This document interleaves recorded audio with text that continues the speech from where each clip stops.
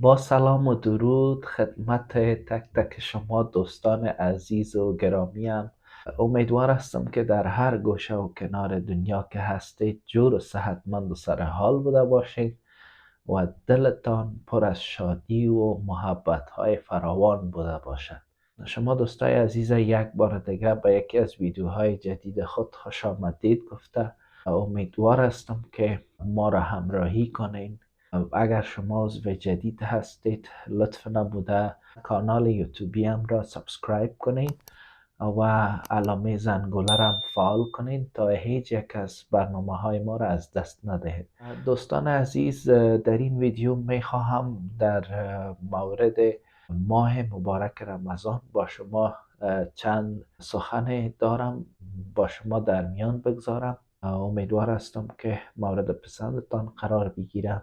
دوستان عزیز، ماه مبارک رمضان ماهی است که یک آغاز دوباره و یک فرصت دوباره است به خاطر مبارزه با خواهشات نفسانی و آن چیزی که پدیده به نام نفس در وجود ما است. مبارزه با آن را قرار است در این ماه داشته باشیم.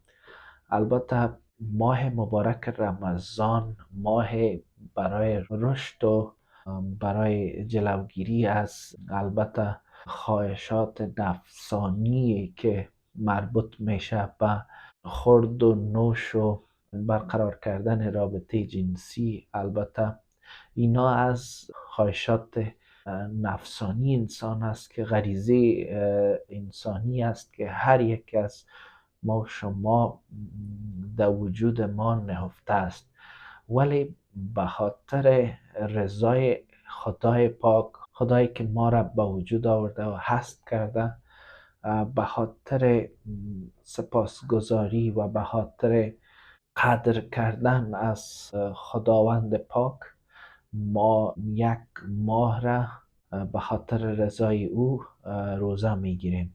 و البته باید این را متوجه باشیم که تنها با نخوردن نان و آب و البته این مسائل روزه ما کامل نیست، بلکه در این ماه که البته ماه مبارک رمضان است تلاش بکنیم که هیچ یک از خواهر یا برادر مسلمان ما از دست و زبان ما آزار نبینم، چون ماه مبارک رمضان ماه آزمایش است.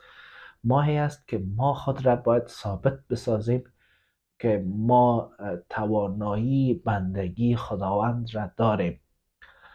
خب 11 ماه گذشته به هر ترتیبی که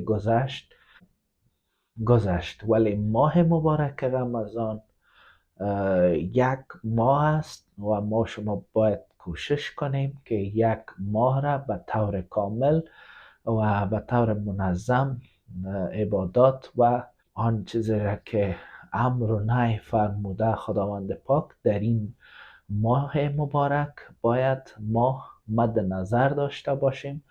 و البته در این ماه مبارک رمضان بعض از مسائل که وجود داره باید ما شما رعایت کنیم و با اصول ماه مبارک رمضان پابندی داشته باشیم، چون تنها با نخوردن نان و ننوشیدن آب روزه ما کامل نیست، بلکه ما تلاش بکنیم دست، زبان، گوش و چشم ما هم باید روزه باشه و از کارهایی که حرام است در این ماه جدا جلوگیری کنیم، چرا که یک فرصت طلایی است که از طرف خداوند پاک برای تمام مسلمان ها قرار داده شده. ماه مبارک رمضان است که قرآن مجید در این ماه نازل شده است و طوری که ما شما شکر الحمدلله میدانیم و قرآن کریم را تلاوت کردیم که در قرآن کریم آمده است که ماه مبارک رمضان ماهی است که قرآن کریم در آن نازل شده است. و چه پرفضیلت است این ماه که ما بتانیم این مهمان عزیز را به خوبی و خوشی داشته باشیم و به خوبی و خوشی این ماه مبارک را سپری کنیم. چه خوب است که ما این ماه مبارک رمضان را تا حد توانی که در وجود ما است استقبال بکنیم و تلاش بکنیم که در این ماه پرفیض و برکت عبادات خود را به طور کامل انجام بدهیم. این یک نمونه است برای ما که یعنی ما اگر قرار باشه در هر چالش و سختی قرار بگیریم، البته در او رضای خداوند پاک باشه، باید ما او را بپذیریم و بالاخره ما میتونیم که موفق بدراییم. و ماه رمضان ماه تمرین است برای نگهداری خیش از گناهان کبیره و صغیره و جلوگیری کردن از خواهشات نفسانی که در وجود ما است. خب در کشور عزیز ما افغانستان فردا ماه مبارک رمضان است و پس فردا در پاکستان ماه مبارک رمضان است. این ویدیو را به خاطر ازی ساختم که پیام بر شما برسانم که بتانین از ماه مبارک رمضان به طور درست و صحیح استقبال کنین. این پیام شریک بسازین به دوستانتان. امیدوار هستم که این ویدیو مورد پسند شما قرار گرفته باشد. ناگفته نماند برای حمایت از کانال یوتیوبیان لطفاً این ویدیو را لایک کنین و برای از این که از ویدیوهای بعدی ما آگاه شوین لطف نموده کانال ما را سابسکرایب کنین و علامه زنگوله را همچنان فشار دهید تا هیچ یک از ویدیوها و برنامه‌های آینده ما را از دست ندهید.